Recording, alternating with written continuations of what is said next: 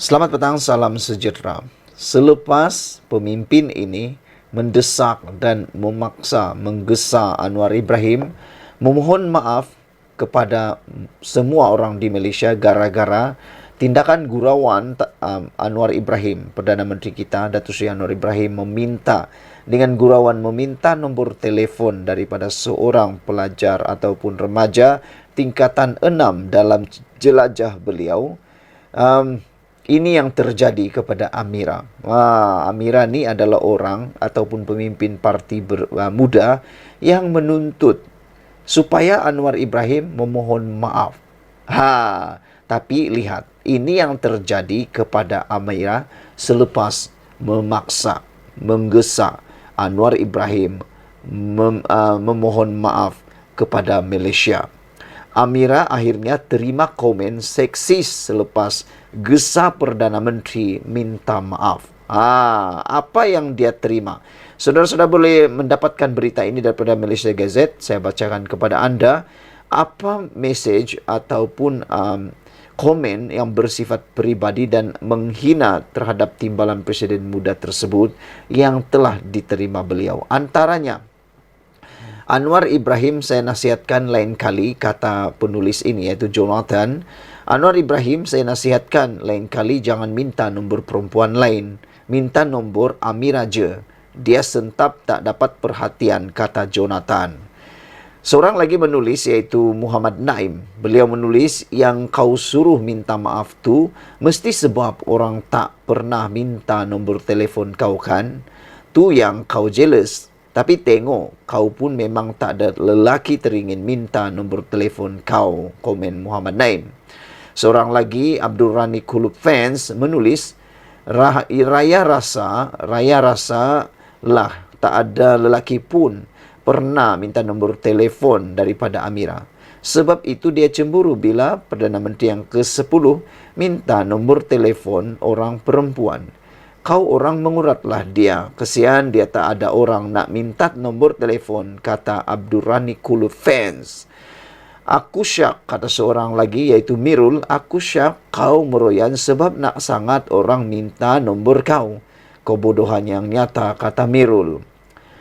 Komen-komen berkenan dikongsi sendiri oleh Amira Aisyah di Twitternya dan menyifatkan golongan berkenan langsung tidak mahu belajar untuk menghormati kaum wanita.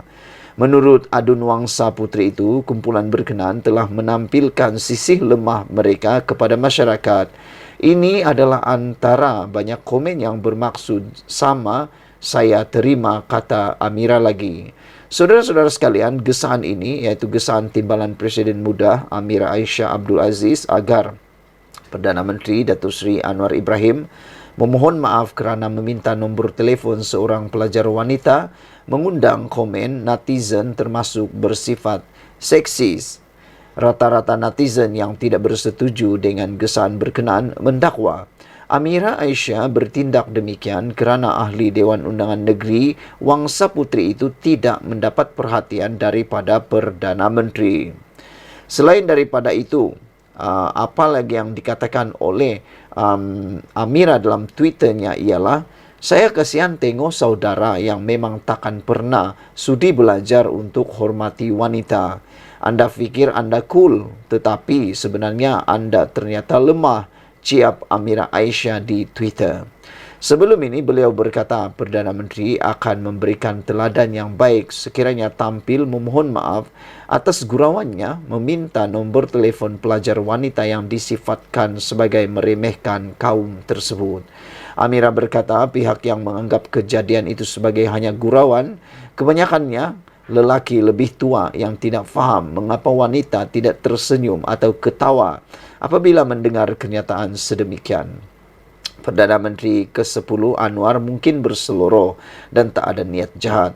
But it is still done in bad taste, kata beliau. Tapi ia tetap kenyataan yang tidak wajar. Sebab itu, baik untuk beliau mohon maaf sebagai teladan. Baik untuk lelaki lain seperti kamu untuk faham yang benda ini tak elok, katanya. Amira berkata sekiranya Anwar kagum dengan gadis berkenan, dia boleh memuji tanpa membuat kenyataan yang menggalakkan sikap melihat wanita sebagai objek. dalam program Temu Anwar di Universiti Sains Islam Malaysia, Perdana Menteri memuji pelajar wanita tingkatan 6 kerana petah mengemukakan soalan dan berseluruh mahu meminta nombor telefon sekiranya beliau masih muda. Jika saya lebih muda, saya akan meminta nombor anda, katanya sebelum menjelaskan bahawa dia hanya bergurau. Saya rasa, secara peribadi, saya setuju dengan kenyataan Menteri Pendidikan, iaitu Fazlina, Menteri Pendidikan kita, iaitu Fadlina Siddiq, yang mengatakan bahawa minta nombor telefon kenyataan Anwar disalah tafsir. Saya setuju. Saya setuju dengan kenyataan daripada Menteri Pendidikan ini, iaitu Fadlina Siddiq, yang mengatakan minta nombor telefon yang dinyatakan oleh Anwar Ibrahim itu telah disalah tafsir. Saya pun kata begitu. Saya setuju. Kerana tindakan itu sebenarnya tidak menunjukkan langsung Anwar tidak menghormati wanita. Anwar cuba untuk memahami atau cuba untuk memasuki alam remaja. Bagi anda yang pernah jadi remaja, anda pasti pernah melakukan perkara itu. Jangan menipu. Tapi ialah kalau anda memang orang yang lurus bendul, tak pernah gurau-gurau, anda memang tak akan buatlah. Tapi bagi kebanyakan remaja yang biasa, yang normal, yang tidak punya masalah, tiada masalah perhubungan, tiada masalah dengan masyarakat, tiada masalah dengan orang sekitar, perkara meminta nombor telefon itu tiada langsung niat-niat seksis sebenarnya. Pada pendapat saya, itu hanya satu pendapat atau satu tindakan bergurau dan juga untuk menghibur. Kadang-kadang kita bercakap, anda bercakap itu pada waktu anda remaja dahulu, itu perkara biasa. Itu sebab Anwar kata, kalau saya masih muda, saya akan minta nombor telefon anda. Itu gurauan Anwar cuba untuk menyelami bersama dalam konteks orang muda. Tapi orang salah tafsir. Tak tahulah. Orang salah tafsir, sengaja salah tafsir, sengaja tak tahu apa-apa, sengaja tak tahu maknanya, ataupun memang benar mereka mencari kesalahan Anwar Ibrahim. Tetap mencari kesalahan, sekecil-kecil kesalahan itu pun sebesar-besar kebaikan tertutup oleh kesalahan itu. Itu pendapat saya semua. Saya setuju dengan kenyataan Menteri Pendidikan Fadlina Siddiq bahawa apa tentang perkara ini, iaitu apa yang kalau saya muda, saya minta nombor telefon, itu sesuatu yang berseluruh dan sesuatu yang telah mengundang perkara yang sebenarnya membuatkan kita salah tafsir. Sekian dulu untuk kali ini. Jangan lupa tinggalkan komen anda, tekan butang subscribe. Kita jumpa lagi. Bye-bye. Selamat petang, salam sejahtera. Ini satu keputusan yang pasti membuatkan Khairi Jamaluddin tak tahulah nak muroyan kah, dah nak menyesal kah, atau dah nak, tak tahulah. Aku pun tak tahu nak cakap apa lagi. Tapi keputusan Khairi Jamaluddin yang TikTok, tak tahu nak kata apa, akhirnya dibidas sendiri oleh Hamzah Zainuddin, Ketua Pembangkang, Ketua WIP Pembangkang yang bersama dalam Parti Bersatu. Hamzah Zainuddin kata, PN tak hairan Khairi main tarik tali. Wah, macam Hamzah Zainuddin ni dah putus asa dah dengan Khairi Jamaluddin. Adakah mereka mula melihat Khairi Jamaluddin lebih kepada liability daripada aset?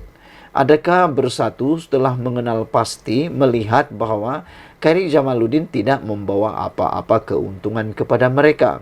Memandangkan Khairi Jamaluddin belum lagi menyatakan kesetujuan untuk menyertai Bersatu walaupun telah diberikan tawaran jawatan dalam Bersatu. Ini sesuatu yang mungkin hanya memalukan Bersatu dan menjatuhkan maruah dan kredibiliti Bersatu. Kerana dilihat bahawa mereka sanggup memberikan jawatan untuk mendapatkan seseorang. Tetapi nampaknya apa yang dibuat oleh KJ, tarik tali, main tarik tali. Namun ini Hamzah kata mereka tak hairan Khairi main tarik tali. Apa sebenarnya? Ini dia. PN memaklumkan gabungan itu hanya memberi tawaran sekali sahaja kepada bekas Menteri Kesihatan Khairi Jamaluddin untuk menyertai Parti Bersatu Malaysia Bersatu.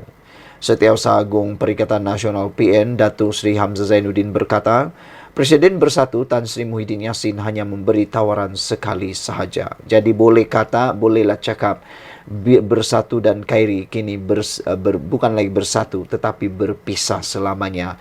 Bye-bye lah Khairi. Selamat tinggallah Khairi, bolehlah kata bye-bye, sayonara kepada Parti Bersatu apabila ketua pembangkang ini yang juga ahli Bersatu, pemimpin besar Bersatu, turut menegaskan bahawa mereka hanya memberi tawaran sekali sahaja kepada Khairi Jamaluddin dan begitu juga Tan Sri Muhyiddin Yassin, iaitu Presiden Bersatu, turut hanya memberikan tawaran sekali sahaja. Tidak ada kali yang kedua. Jadi apa nak buat lagi dengan Khairi? Terpulanglah nak jadi DJ terus sekali. Pada saya, Presiden kita Bersatu cakap sekali sahaja sudah cukup. Sama ada dia Khairi hendak terima atau tidak, itu terpulang pada dia. Kalau Khairi main tarik tali tak apa, katanya ketika ditemui selepas himpunan pakat pertahan dan pelancaran jentera pilihan raya Perikatan Nasional PN Kelantan yang dirasmikan Presiden PAS Tan Sri Abdul Hadi Awang. Hadir sama Menteri Besar Kelantan Datuk Ahmad Yaakob dan timbalannya Datuk Muhammad Amarnik Abdullah. Media sebelum ini melaporkan Muhyiddin pada Mei lalu mengakui ada menawarkan jawatan dalam Majlis Pimpinan Tertinggi Bersatu pada Khairi jika beliau mahu menyertai parti tersebut. Pengerusi PN itu mendedahkan tawaran berkenan dikemukakan kepada Khairi selepas bekas ahli Parlimen Rembau berkenan dipecat daripada Bersatu pada bulan Januari yang lalu.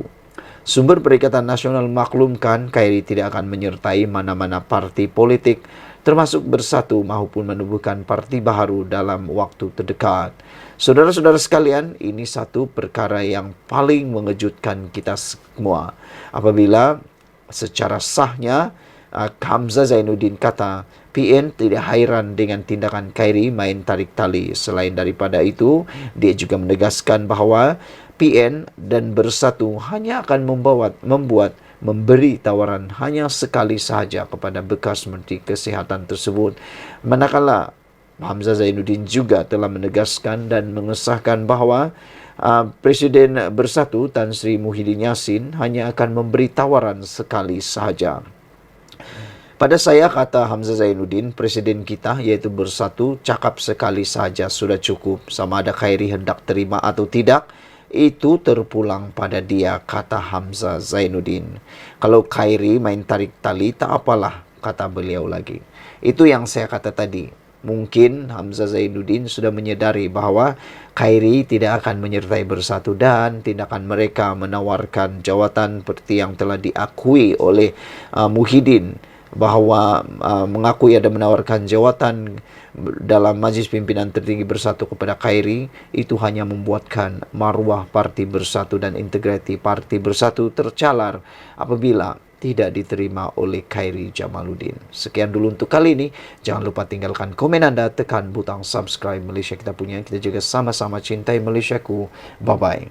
Rumah Hamzah Zainuddin diserbu LHDN. Wow, ini satu berita yang menggemparkan seluruh rakyat Malaysia menjelang pembuangan undi yang akan berlaku pada bila-bila masa lagi dan dijangkakan pada bulan Ogos ini. Daripada sinar harian, rumah Hamzah Zainuddin diserbu LHDN. Apa sebab LHDN menyerbu rumah Hamzah Zainuddin? Adakah ini ada kaitan dengan beberapa hal yang membabitkan cukai pendapatan? Saudara-saudara sekalian, serbuan itu susulan terdapat beberapa cukai yang tidak dilaporkan menurut laporan ini. Penguatkuasa turut dikatakan merampas beberapa fail termasuk dokumen pemilikan aset dan akaun. Bulan lalu, Hamzah mengesahkan beliau dipanggil SPRM bagi memberi keterangan berkaitan satu kes pendakwaan di Mahkamah Seksyen Kuala Lumpur. Beliau menjelaskan keterangan itu dibuat susulan pertuduhan ke atas ahli perniagaan Sim Cho Tiam di mahkamah.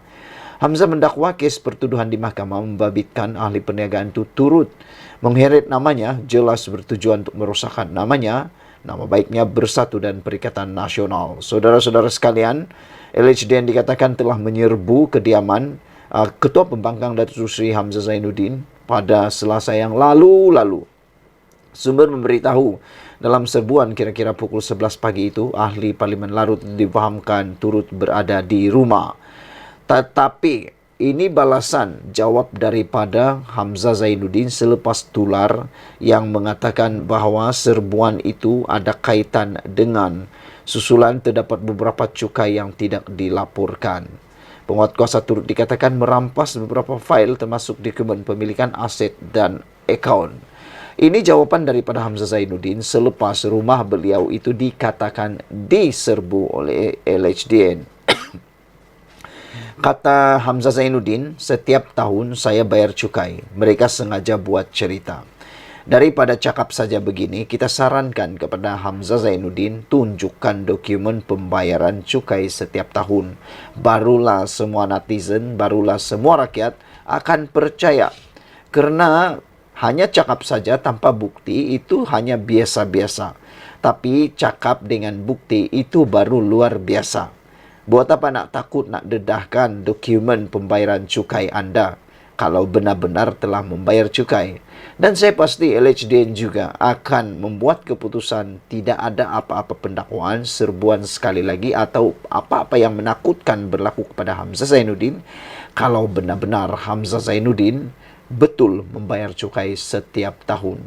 Tetapi persoalan yang kedua, adakah pembayaran cukai itu cukup? Membayar setiap tahun itu cerita yang berbeza. Membayar cukup itu lain lagi. Karena kadang-kadang ada orang bayar cukai tidak cukup sepatutnya. Ada yang disembunyi-sembunyikan dan sebagainya. Ketua Pembangkang Datuk Seri Hamzah Zainuddin menegaskan beliau tidak pernah culas daripada membayar cukai setiap tahun. Menjelaskan perkara itu ketika menyampaikan ceramah pada pelancaran Jentera Pilihan Raya PN Kelantan malam tadi, Hamzah yang juga Setiausaha Agung PN berkata, beliau turut berhabis ribuan ringgit untuk membayar konsultan bagi mengurus cukai. Wah, banyak duit kan? Berhabis ribuan ringgit untuk membayar konsultan bagi mengurus cukai. Ini pasti mempunyai uang yang banyak kerana sehingga ada konsultan bagi mengurus cukai. Kerana kalau tidak, nanti susah nak kira pula kan. Kita orang-orang biasa, tak payahlah ada konsultan. Kita bayar sendiri pun dah cukup dah. Baru-baru ini saya diserang LHDN yang datang ke rumah saya. Saya nak jelaskan, dulu saya seorang ahli perniagaan dan hanya menjadi ahli parlimen bermula 2008, kata Hamzah Zainuddin. Isu saya tidak bayar cukai tidak timbul sama sekali kerana setiap tahun saya bayar cukai. Saya guna konsultan dan berhabis ribuan ringgit untuk buat cukai, kata beliau lagi. Anda bagaimana? Adakah anda membayar cukai sehingga perlu konsultan untuk mengiranya? Ataupun anda hanya bayar cukai biasa-biasa saja, potong gaji dah cukup dah? Mereka sengaja mengeluarkan cerita mengatakan saya tidak membayar cukai, kata Hamzah Zainuddin. Pada masa sama, Hamzah turut menegaskan beliau tidak pernah mengambil wang judi daripada mana-mana pihak dan mendakwa menjadi mangsa fitnah sehingga diserang SAPRM yang menyangka beliau menyimpan duit itu di pejabatnya. Bagaimanapun, hasil pemeriksaan wang berkenan tidak ditemui. Saya nak maklum dengan nama Allah, saya tidak pernah mengambil duit judi dengan sesiapapun. Ini kan pula untuk beri kepada rakan-rakan, kata Hamzah Zainuddin. Akhirnya, bila tiada kes rasuah, ada pihak burukan saya hingga terpaksa mencari masalah baru iaitu berkaitan LHDN baru-baru ini.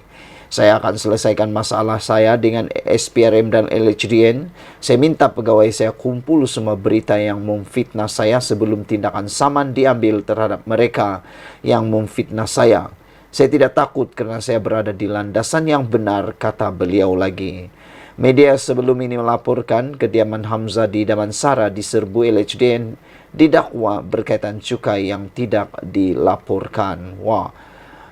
Hamzah Zainuddin sudah berada dalam keadaan yang macam marah sudah ini sebab dia kata dia sudah mengumpulkan, dia akan selesaikan masalah beliau dengan SPRM dan LHDN dan minta pegawai beliau untuk mengumpul semua berita yang memfitnah sebelum tindakan saman diambil terhadap mereka yang memfitnah beliau. Saudara-saudara sekalian, tindakan memfitnah ini kadang-kadang bagus, kadang-kadang merugikan. Kerana apabila tindakan memfitnah itu terus juga dibuat, maka lebih banyak yang akan terbongkar. Jadi ada lebih baiknya kadang-kadang biarkan saja supaya tiada perkara yang lebih besar akan terbongkar. Tapi terpulanglah kepada Hamzah Zainuddin, sama ada mahu memfitnah, bukan memfitnah, mahu mengambil, bukan memfitnah, salah cakap. Bukan memfitnah, tetapi mahu mengambil tindakan saman fitnah terhadap sesiapa yang telah memfitnah beliau atau tidak. Kerana beliau kata dia tidak takut kerana beliau berada di landasan yang benar. Saudara-saudara, itulah dia keputusan Hamzah Zainuddin. Beliau kata, setiap tahun saya bayar cukai, mereka sengaja buat cerita. Tetapi yang mengejutkan saya, yang tak pernah saya tahu sebelum ini, ialah Hamzah Zainuddin sendiri memberikan penafian bahawa beliau tidak pernah mengambil wang judi daripada mana-mana pihak dan mendakwa menjadi mangsa fitnah sehingga diserang SPRM kerana menyangka beliau menyimpan duit itu di pejabatnya. Bagaimanapun hasil pemeriksaan wang tersebut tidak ditemukan. Saya nak maklum dengan nama Allah, saya tidak pernah mengambil duit judi dengan sesiapapun. Ini kan pula untuk beri kepada rakan-rakan, kata Hamzah Zainuddin. Akhirnya bila tiada kes rasuah, ada pihak burukan saya sehingga terpaksa mencari masalah baru, iaitu berkaitan LHDN pula, kata Hamzah Zainuddin lagi.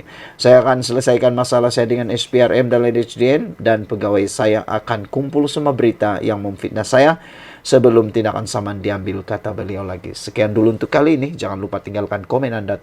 Bye-bye. Selamat petang, salam sejahtera. Terima kasih kerana bersama dengan saya di Nazilin Unity Channel. Susulan daripada rumah Hamzah Zainuddin yang dikatakan diserbu LHDN, dipetik daripada Sinar Harian bertarikh 15 Jun. Persoalannya ialah, adakah benar rumah Hamzah Zainuddin diserbu oleh LHDN berkaitan dengan beberapa hal termasuk cukai? Saudara, sebelum kita teruskan ulasan pada kali ini, sila tinggalkan komen Anda, tekan butang subscribe. Saudara-saudara sekalian, satu perkara yang saya tertarik tentang isu kali ini ialah apabila ada satu laporan yang ditulis dalam portal berita menulis satu saranan dan cadangan supaya semua pemimpin dalam kerajaan dipaparkan pembayaran cukai tahunan mereka di dalam laman web LHDN. Ini untuk menghapuskan persepsi kononnya selepas jadi pemimpin kerajaan barulah LHDN kejar mereka. Tetapi pada pendapat saya, perkara itu bukan lebih baik kalau dia diperbaiki dan diperhalusi. Saya setuju dengan perkara itu, supaya sebenarnya saya setuju dengan perkara itu kerana dan supaya para pemimpin dalam kerajaan tidak lagi bekerja dengan sambil lewat, ataupun mereka melupakan tentang bayaran cukai mereka. Tiada keistimewaan untuk para pegawai ataupun pemerintah untuk bersembunyi daripada tidak membayar cukai. Tiada alasan dan keistimewaan. Oleh sebab itu saya setuju. Tetapi cadangan saya ialah, selain daripada pemimpin kerajaan yang disarankan ditulis pembayaran cukai tahunan mereka dalam laman web LHDN, selain daripada mereka, saya juga mencadangkan supaya semua ahli politik yang ada di Malaysia, tidak kiralah mereka ahli parlimen ataupun ahli Dewan Undangan Negeri,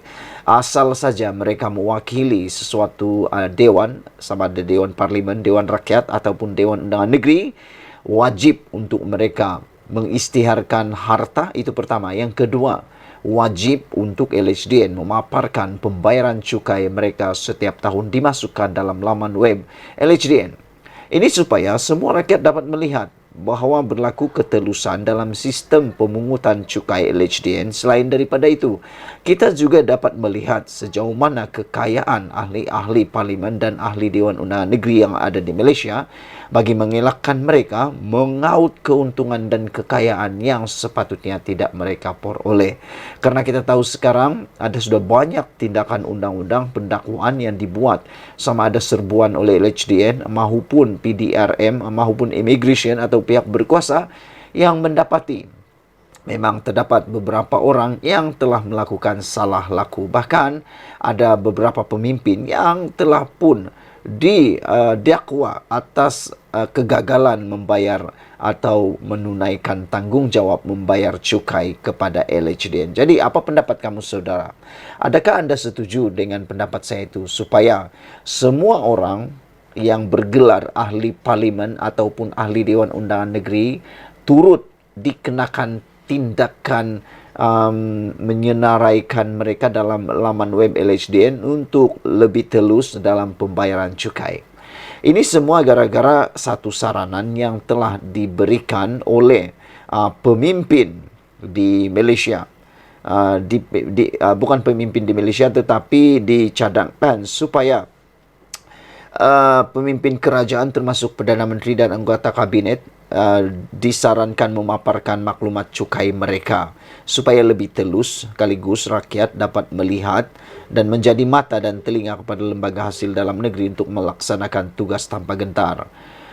Saya setuju dengan cadangan ini, tetapi adalah tidak adil untuk pemimpin kerajaan sahaja termasuk Perdana Menteri dan anggota kabinet yang dimasukkan memaparkan maklumat cukai ini. Saya setuju kalau semua ahli Dewan Undangan Negeri, ahli parlimen turut disenaraikan atau disarankan memaparkan maklumat cukai mereka. Karena ini untuk mengelak lebih banyak berlaku ketidaktelusan. Apa pendapat kamu semua? Kalau kamu setuju dengan pendapat saya, sila tinggalkan komen Anda. Share video ini supaya semua orang tahu dan semua orang dapat melihat ini cadangan yang terbaik untuk Malaysia, untuk mengelak lebih banyak lagi sakau, lebih banyak lagi ketidaktelusan yang berlaku. Ikuti terus ulasan selepas ini. Selamat petang, salam sejahtera. Terima kasih karena bersama dengan saya di Nazlin Unity Channel. Saudara-saudara sekalian, ini satu pendedahan daripada LHDN yang menggemparkan seluruh kabinet bahkan Perdana Menteri Malaysia sendiri. Sebelum saya teruskan ulasan kali ini, jangan lupa share video ini, tekan butang subscribe dan tinggalkan komen Anda tentang isu ini. Adakah Anda juga setuju dengan tajuk isu ini? Yaitu rakyat jadi mata telinga LHDN, pantau cukai Perdana Menteri dan Kabinet. Wow! Ini satu perkara yang diumumkan LHDN memang menggemparkan kita dan tak pernah kita fikirkan, tetapi satu perkara yang memang patut berlaku. Yang mana rakyat disaran atau digalakkan menjadi telinga LHDN untuk memantau cukai Perdana Menteri dan Kabinet. Bagus jugalah seperti ini, bukan saja kepada Perdana Menteri sekarang ini, tetapi kepada Perdana Menteri yang akan datang, bahkan ahli-ahli kabinet, menteri-menteri yang akan datang turut akan diketahui adakah cukai mereka tidak dibayar atau belum dibayar. Karena kita selalu nampak dalam berita-berita sekarang memaparkan yang mana termasuklah menteri-menteri, orang-orang kaya didakwa kerana tak membayar hutang LHDN. Tak membayar LHDN. Cukai tak dibayar. Ini maksudnya sudah kaya, banyak pendapatan, takut lagi nak mengurangkan pendapatan itu, takut lagi nak membayar LHDN atau cukai. Mana adil macam tu kan? Kita rakyat biasa, kita tetap membayar cukai dan kita membayar dengan baik. Namun, yang menyedihkan ada beberapa pendakwaan di mahkamah siasatan yang dibuat oleh LHDN yang menyatakan bahawa ada orang-orang seperti kabinet, menteri, ahli parlimen, ahli politik dan sebagainya tak bayar cukai. Oleh sebab itu, kita suka dengan cadangan ini. Saranan memaparkan maklumat cukai pemimpin kerajaan, termasuk Perdana Menteri dan anggota kabinet, dapat memastikan pengurusan cukai lebih telus sekaligus dapat menjadi mata dan telinga kepada LHDN untuk melaksanakan tugas tanpa gentar. Sebelum ini, Minda Pengarang Berita Harian BH mencadangkan kerajaan meminda Akta Cukai Pendapatan 1967 menghalang LHDN mengeluarkan sebarang maklumat percukaian individu, perniagaan dan syarikat kepada pihak ketiga. Pindahan itu dapat mengecualikan golongan tertentu seperti anggota pentadbiran kerajaan supaya masyarakat boleh melihat sendiri dan memantaunya seperti dilakukan dalam pengisytiharan harta dan Suruhanjaya Pencegahan Rasuah Malaysia SPRM sekaligus dapat menghapuskan persepsi LHDN hanya mengejar pemimpin kerajaan selepas tidak lagi berkuasa. Saya setuju dengan cadangan ini supaya ini ketelusan akan dapat dilihat dan tidak ada lagi dakwaan atau tuduhan yang kononnya LHDN hanya mengejar pemimpin kerajaan selepas tidak lagi berkuasa. Makna kata, semasa mereka berkuasa, tidak ada apa-apa dakwaan, tiada pendedahan berkaitan dengan cukai mereka. Selepas sudah tidak berkuasa, barulah ada pendedahan. Jadi, untuk menghapuskan persepsi buruk seperti itu, saya sangat setuju. Supaya akta diubah suai atau dipindah dan juga paparan di dalam maklumat LHDN berkaitan dengan cukai Perdana Menteri dan juga barisan kabinet perlulah ditunjukkan dengan lebih telus melalui laman web LHDN. Pindahan ini akan dapat sekaligus menghapuskan persepsi LHDN hanya mengejar pemimpin kerajaan selepas tidak lagi berkuasa. Pengerusi Yayasan Pusat Polisi dan Hal Ehwal Ekonomi PIS Muhammad Jamilah Zainul menegaskan saranan itu juga cukup berkesan bagi memantau kesalahan penggubahan wang haram. Sebenarnya wang haram dan tindakan melarikan diri daripada cukai sangat rapat dan berkaitan. Sudah tentu wang diperoleh secara haram tidak akan berada dalam bank maupun dideklarasikan kepada penguatkuasa.